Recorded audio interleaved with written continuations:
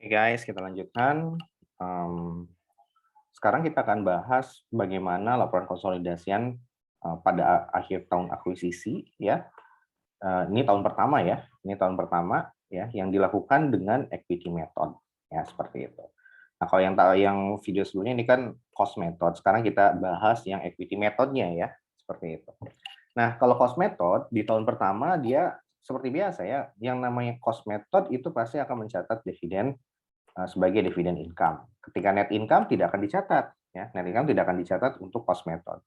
Nah kalau equity net income akan dicatat, jadi dividen tidak ketika pembagian dividen justru dia akan mengurangi dari equity investment kita, ya tidak akan dicatat sebagai dividen income kalau di equity method, ya.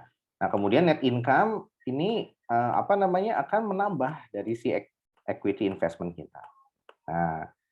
Nah, ini masih simple, yang sederhana. Artinya apa? Book value sama dengan fair value-nya, gitu ya.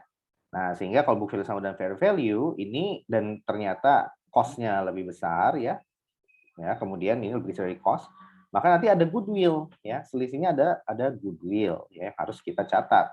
Nah, seperti itu ya. Nah, selisihnya ini adalah goodwill. Nah, ini masih tanpa adanya amortisasi dari excess fair value. Cukup goodwill aja dan goodwill tidak ada amortisasi ya. Oke, nah kemudian bagaimana kita mengerjakan soal ini kalau kita menggunakan equity method ya. Jadi dengan soal yang sama PT pada awal Januari ya, ingat lihat dulu ini per awal Januari gitu ya.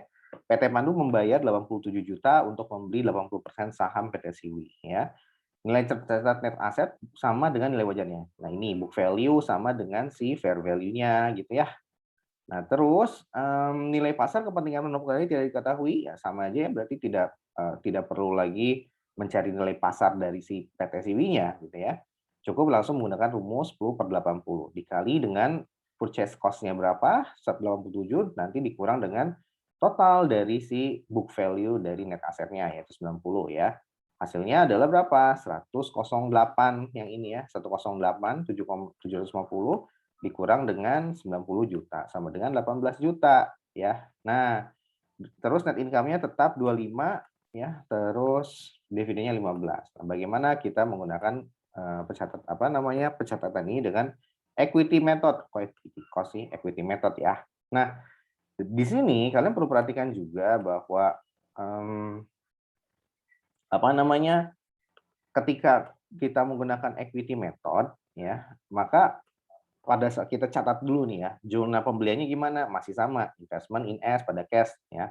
Nah, ketika equity method ada karakteristik yang tadi ya, bahwa kita mengakui dividen sebagai pengurang dari investment.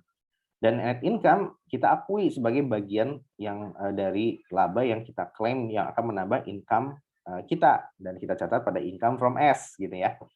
Nah, dari sini net income-nya 25 juta dikali 80% sama dengan 20 juta gitu. Nah, kemudian 15 juta dividennya dikali dengan 80% juga sama dengan 12 juta gitu ya. Nah, dari sini kalau kita kita kurangkan ini kita satuin gitu ya. Nah, maka ini sama aja dengan 20 juta dikurang dengan 12 juta. Netnya berapa? 8 juta. Nah, gitu. Jadi penambahan selama equity investment sepanjang tahun 2020 adalah netnya adalah 8 juta gitu ya. Nah, dari sini ini neraca saldonya kalian lihat dulu ya. Ingat neraca saldo income statement ya yang pertama, kemudian ada retained earning statement yang kedua dan di sini ada balance sheet yang ketiga ya. Ingat artikulasinya ya, net income nanti akan masuk menambah dari retained earnings ya. Dividen akan mengurangi retained earnings yang ini. Nah, kemudian nanti hasilnya retained earnings akhir akan masuk ke bagian equity sections-nya di neraca ya. Nah, ingat itu artikulasinya di AKM 1 ya. Oke, nah dengan seperti ini berarti ada karakteristik dari equity method. Kalau karakteristik dari cost method adanya akun dividen income ya. Kalau dari equity method, nah nama akunnya income from S gitu ya. Berapa income from S-nya? 20 juta yang ini nih. Nah, tuh 20 juta ya, seperti itu. Nah, terus apalagi Pak? Nah, terus ada investment in S-nya kalau cost method itu tetap kalau cost method. Nah, ya. Nah, ini mana tadi? Oh, ini dia. Nah, kalau equity method dia dia berubah gitu ya. Ada dikurangin dengan dividen ditambah dengan si net income ya. Selisihnya adalah 8 juta gitu ya. Nah, jadi di sini 87 tambah 20 tambah 12 ya. Dikurang 12 yang ini ya. Nah, sehingga berapa? 87 tambah 8 juta sama dengan 95 juta ya. Ini ditambahkan dengan si 87 juta ya. Sama dengan berapa? Sama dengan 95 juta. Nah, jadi ini neraca tanggal 31 Desember ya. Sehingga apa? Sehingga kalian perlu tahu dulu ini neracanya per tanggal berapa. Kalau per tanggal 31 berarti ini semua udah masuk ke dalam neraca saldonya. Kalau belum, kalau per tanggal 1 kamu harus masukin dulu berarti ditambah-tambahin dulu yang si P-nya ini. Dengan apa? Dengan si investment in S dan income from S gitu ya. Nah, kayak gitu. Jadi kalau dia equity method, investasinya bertambah. Tapi kalau cost method, investasinya tetap 87. Terus sampai seterusnya ya. Cuma nanti untuk ngakalin cost method itu nanti akan ada yang namanya CUA. Catch up adjustment. CUA, bukan nggak pakai N ya, bukan cuan ya. Bisa aja sih pakai N. Adjustment ya kan, ada N-nya juga. Oke, nah kemudian setelah ini kita restating dulu gitu ya. Kalau ini kan udah di soal udah dapat per tanggal 31 ya. Udah aman, baru kita bikin eliminasinya ya. Nah, eliminasinya pada dasarnya sama dengan yang digunakan di cost method ya. Kecuali yang merah-merah ini yang berbeda. Ya, merah-merah ini yang berbeda ya. Yang ini aja yang beda. Ya, kalau di cost method itu ini adalah dividen income ya, pada dividen in S ya, dividen in S ya. Nah, kalau di equity method nggak kayak gitu. Seperti kita halnya mencatat memunculkan NCI ya. Nah, jadi ada porsi-porsinya nanti ya. Porsi net income-nya berapa pada dividen, nah sisanya baru pada investment in S ya. Nah, jadi apa kalau di equity method yang khas adalah yang ini ya, yang ini kemudian juga acute investment-nya juga berubah ya.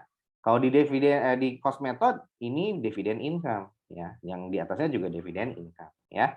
Nah, oke dari sini pada dasarnya sama aja eliminasinya ya, berarti ini adalah bagian yang awal tahun, yang ini adalah porsi yang akhir tahun 31 12 ya. Awal tahun dulu kita eliminasi berarti share capital ordinary tuh ya. Nah, 60 juta. Ini kita apa namanya hilangkan. Kemudian juga beginning retained earnings, bukan yang bawah ini ya, tapi yang atas. Tuh, Januari 1. Yang ini kita hilangkan ya. Oh, dapat 30.000. Nah, kemudian kita munculkan goodwill ya, goodwill yang 750 ini kan per awal tahun ya. Jadi ingat ini adalah selalu per awal tahun ya. Berarti goodwill-nya pun yang kita munculkan ya per awal tahun. Kalaupun ekses nanti eksesnya pun yang awal tahun bukan yang akhir ya. Ingat ini jurnal awal tahun ya. Eliminasi untuk yang awal tahun. Nah, dari situ baru kita munculkan tuh 18.750. Nah, sini ya, panjang amat nih. Nah, baru setelah itu gimana? Tinggal dijumlahin sama nih ya, 108, ini 108.750 ya. Nah, ini sama dengan 10/80 dikali dengan 87 juta ini ya, sama ya. Nah, jadi tinggal dikalikan 108 dikali dengan 80%, hasilnya adalah 87. Dikali dengan 20%, hasilnya adalah 21.750 ya. Nah, dari sini baru tinggal kita masukin aja 87-nya yang ini ya. Kemudian juga 21-nya yang NCI awal tahun ya. Tuh, yang ini ya NCI 1 Januari. Oke. Nah, baru setelah itu kita bikin nih income from S dan dividen S ya. Income from S-nya berapa, Pak? Tinggal 25 juta dikali dengan 80% ya. Dikali dengan 80%. Ya, baru nanti pada apa? Pada dividen ya. Ini pasangannya. Jadi 15 juta dikali juga dengan 80% ya. Nah, 80% juga sama dengan 12 juta. Nah, sisanya barulah yang 8 juta ini ya. Nah, jadi 8 juta ini sama dengan selisih antara si investment in S ya dengan yang ini ya. Dengan ketika ada dividen dibandingkan dengan net income ya. Nah, ini 8 juta. Sama nih ya dengan yang bawah. Nah, gitu ya. Nah, dari situ baru kita plotting ke box sheet kita, income from S ya, yang atas tuh ya, yang ini. Kemudian juga dividend in S gitu, yang ini. Nah, 12.000. Kemudian yang investment in S-nya 8. Nah, ini 8 ya. Sehingga kalau kalian lihat, ini kan 95.000 ya. Ini 8 tambah 87 sama dengan 95 juga, sehingga hasilnya 0 ketika dijumlahkan ya.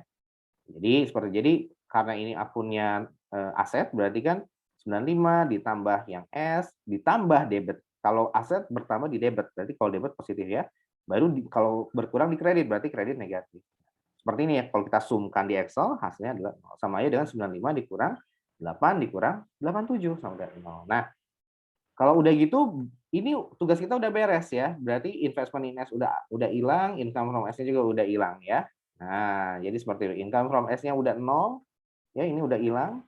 Jadi ini tinggal dihapus gitu ya. Kemudian investment in S-nya juga udah 0 ya. Ini udah 0, sehingga udah beres deh. Tugas kita udah beres ya. Nah, tapi tambahan tugasnya adalah kita memunculkan NCI ya. NCI ingat ada 2 letaknya di bagian income statement yang ini sama di yang akhir ya, NCI akhir ini. Nah, gitu ya.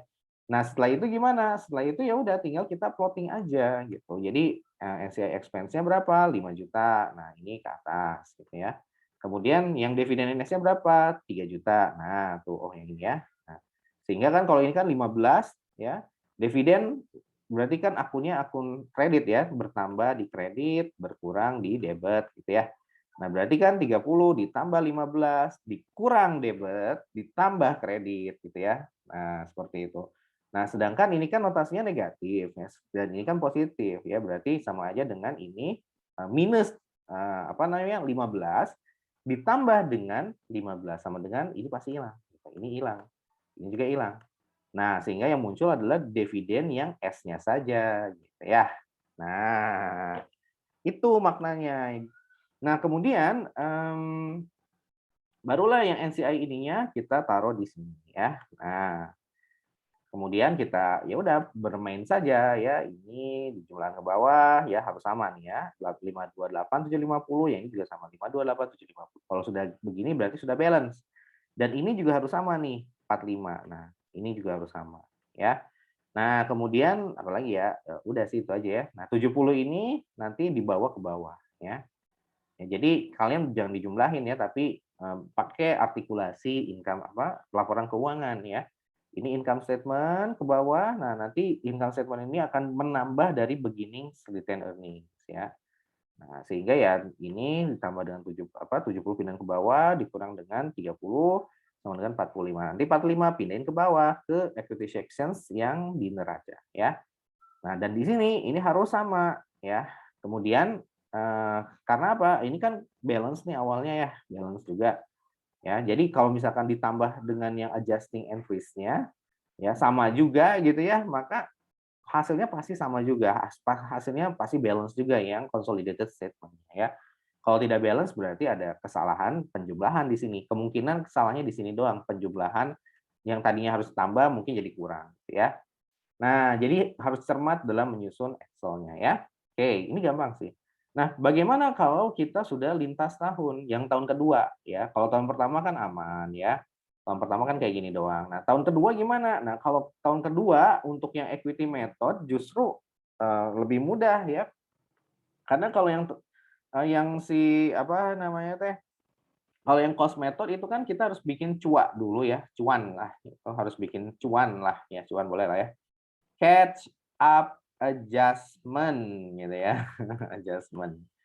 Catch up adjustment. Oke ya.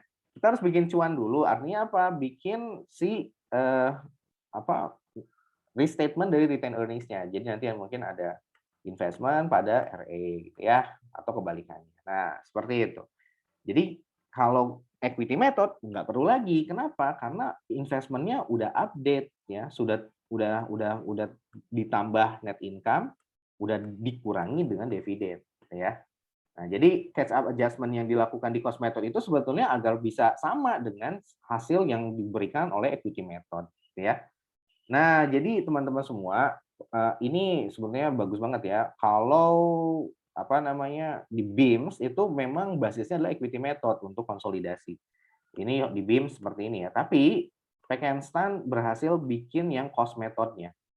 Yaitu di buku literatur manapun itu setahu saya ya, sepanjang pengalaman saya mengajar dan sepanjang yang saya ketahui, dulu saya pakai bukunya BIMS ya, dan kita belajar equity method only. Nah, dengan adanya bukunya Bu Iin dan Pak Agung itu langsung kita berhasil merumuskan yang cost methodnya seperti apa, dan ini belum ada di buku-buku yang lain. Jadi ini sangat keren menurut saya Pekenstein ya.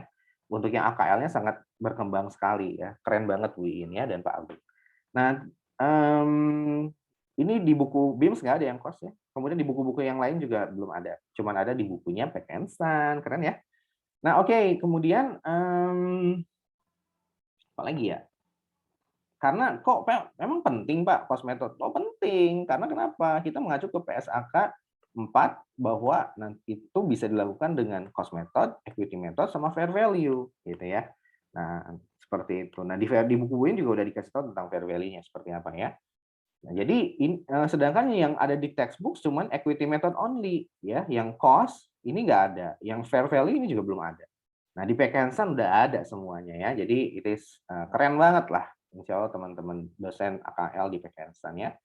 Oke, nah kita lanjutkan kembali pembahasan kita. Nah, di sini lanjutannya adalah ini tahun kedua nih ya, tahun 2021, yang sebelumnya 2020, yang ini tahun 2021.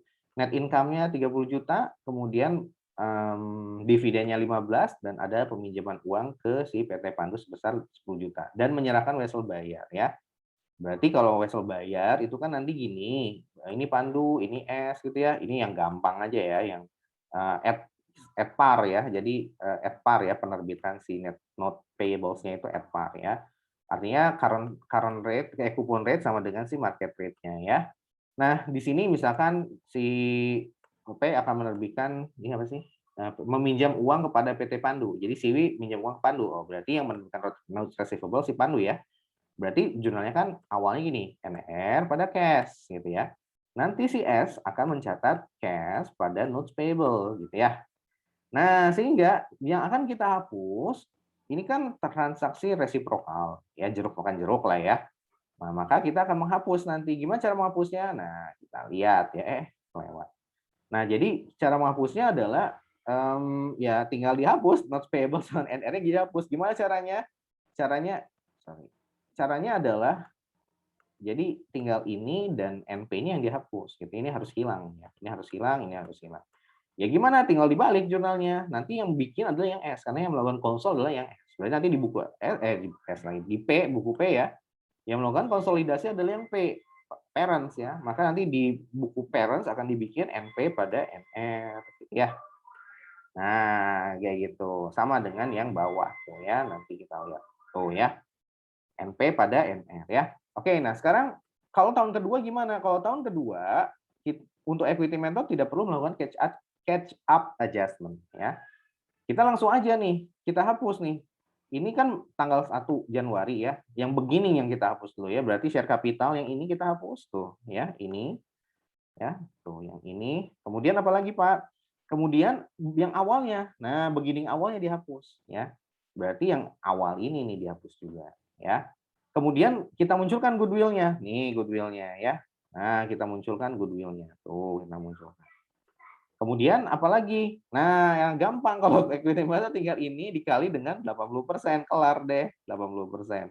Sama dengan 95, sisanya 2375. Ya udah langsung. Nah, kalau equity method, investment in S-nya itu selalu terupdate gitu ya, selalu terupdate. Selalu terupdate setelah ada penambahan net income dan ada pengurangan dividen ya. Nah, maka di sini kita tinggal masukkan saja gitu ya. Tinggal masukkan ini berarti ke sini nih 95. Nah, yang ini ya. Nah, seperti itu. Sisanya ini yang awal, NCI awal. Tuh ya, ini NCI awal. Nah, seperti itu ya. Nah, setelah itu gimana? Setelah itu tahu Pak, ini gimana caranya sih Pak bisa dapat apa namanya? Angka 118. Nah, 118 ini kan merupakan yang nilai tahun 31 Desember 2020 ya, atau 1 Januari 2021 ya. Ya karena ini transaksi masih sederhana, artinya tidak ada excess fair value ya. Ini tidak ada excess fair value, nah maka cuma ada goodwill saja, maka ya yang ada cuman nilai dari investment itu hanya dipengaruhi oleh net income dan dividen saja. Kalau nanti ada yang namanya excess fair value, maka nanti akan ada di bawahnya lagi excess fair value gitu ya, amortisasinya. Nah, itu yang harus kalian perhatikan ya, seperti itu. Nah, cuman kan ini masih sederhana jadi masih nol lah. Excess fair value-nya tidak ada ya. Oke, nah kemudian jadi kalau kita jumlahkan 60 tambah 40 tambah 18 sama dengan 118.750 ya.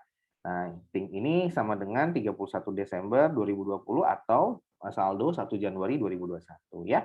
Tinggal ke 80% aja 95 juta. Nah, sisanya masukin ke NCI ya. Nah, oke dari sini ini masih sama kayak cost method ya, yang berbeda yang apa namanya kalau untuk jurnal eliminasi awalnya masih sama kayak cost method. Cuma kalau cost method kan nanti ada cuan ya, cuan catch up adjustment ya. Nah, kemudian kalau jurnal yang eliminasi tahun kedua untuk equity method kurang lebih sama aja dengan yang tahun pertama, nggak ada perbedaan gitu ya. Perbedaannya paling di angkanya aja nambah gitu ya. Nah, seperti jadi konsepnya masih sama dengan yang tahun pertama ya. Kalau cost method kan yang tahun pertama tahun keduanya ada catch up adjustment, sisanya sama ya. Nah, ya udah kalau gitu kita hapus aja. Di sini kan membagikan 30 juta untuk net income. Berarti kita hapus tuh ya 80 kali 30 juta sama dengan 24 ya. Nah, kemudian pada dividen in S ya. Oke, kita lanjutkan. Ada sedikit noise. Tape peyem, tape peyem. Sampai apal ya. Oke, lanjut ya. Dari sini baru kita dapat nih dividen in S, kemudian dari mana Pak? Dari 15 dikali 80 juga gitu ya. Nah, pada apa? Sisanya pada investment in S ya. Nah, baru setelah itu kita memunculkan NCI expense dengan konsep yang sama dengan yang atas ini ya, dengan ketika kita menghapus income from S. Tinggal cuma dikali 20%-nya aja sama dengan 6 juta itu ya. Nah, ini kan udah tadi ya notes payable pada notes receivable 10 juta. Oke, berarti tinggal kita plotting aja ke sini ya, 24 mana? 24 yang atas gitu ya. Kemudian mana 12 juta yang ini gitu ya. Kemudian investment S-nya 12 juta juga ya. Nah, seperti ini. Nah, artinya ini nanti kalau ditambahkan 95 tambah 12. Nah, ini 107-nya akan hilang ya. Ini akan hilang. Kemudian apalagi Pak? Dividen yang S-nya juga dividen yang S-nya ini akan hilang ya. Oke, jadi dampaknya dengan adanya jurnal eliminasi ini gitu ya. Pertama yang akan hilang yang mana? Pertama yang akan hilang itu adalah income from S ini akan hilang ya. Ini akan hilang. Nah, ini akan hilang. Ya, ini akan hilang. Kemudian yang kedua apa? Yang kedua return earnings yang awalnya ini yang P yang akan dimunculkan ya, yang S-nya ini hilang ya. Kemudian ini kan yang P-nya nanti yang akan muncul. Kemudian dividen yang muncul di consolidated juga adalah dividen yang P-nya aja, yang S-nya hilang. Tuh, ini yang P-nya aja ya. Terus investment in S-nya juga ini akan hilang ya, ini akan hilang. Nah, ini akan hilang ya. Kemudian apalagi ya? Muncul goodwill. Nah, ini muncul ya, muncul goodwill. Nah, kemudian apalagi ya? Nah, intercompany transaction tadi kan udah hilang ya. Notes payable sama notes receivable ini akan hilang juga. Di atasnya notes receivable ini akan hilang juga. Ini karena transaksi resiprokal ya. Nah, terus apalagi Pak? Terus kita akan memunculkan NCI ini. Nah, NCI ini akan dimunculkan. Nah, jadi seperti itu, teman-teman ya. Intinya adalah kalau ini equity method, dia kan pada saat awalnya dia pasti akan mencatat equity investment dan income. Nah, tugas kita adalah menghilangkan akun ini dengan melakukan eliminasi, gitu ya. Dan memunculkan yang namanya NCI. Oh, udah beres. Cuma itu doang pada dasarnya. Satu, ngilangin investment and income from S. Yang kedua, munculin NCI. Yang ketiga, resiprokal, ini dihapus, gitu ya. Resiprokal dihapus. Oh, udah deh beres sebetulnya itu aja ya dari baik itu equity method maupun kalau cost method kan nanti dividen income ya akan kita hilangkan ya sama investment in S ya. Seperti itu. Nah, langkah 2 dan 3 juga sama aja ya. Seperti itu kalau untuk cost method. Jadi kesimpulannya adalah pada dasarnya AKL untuk konsolidasi ini kita hanya menghilangkan ya 3 akun itu, investment in S, kemudian income from S atau dividend income, memunculkan NCI, dan menghapus transaksi resiprokal ya. Oke, itu aja yang mungkin bisa Pak Eci bahas. Semoga bisa bermanfaat. Kita lanjutkan pada video yang lainnya. Thank you.